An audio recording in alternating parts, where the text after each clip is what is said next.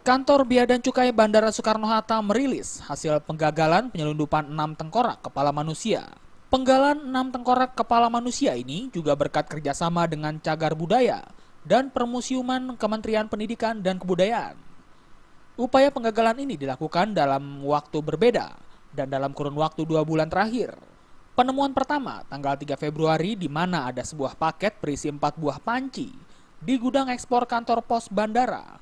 Saat dibuka 4 panci itu berisi 4 tengkorak kepala manusia. Sedangkan untuk kasus penemuan kedua pada tanggal 30 Maret lalu, pada saat itu ditemukan 2 tengkorak kepala manusia yang dikirim dari Bali dengan tujuan ke Australia. Diduga ke-6 tengkorak kepala manusia yang diselundupkan ini merupakan cagar budaya.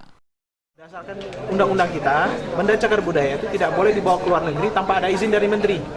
Nah, jadi ini sudah terjadi pelanggaran dan ini yang kemudian kita kembangkan dengan teman-teman dari Kementerian Pendidikan dan Kebudayaan agar siapa misalnya ada pelakunya atau siapa penerimanya bisa kita lakukan tracing dan bisa kita ketahui.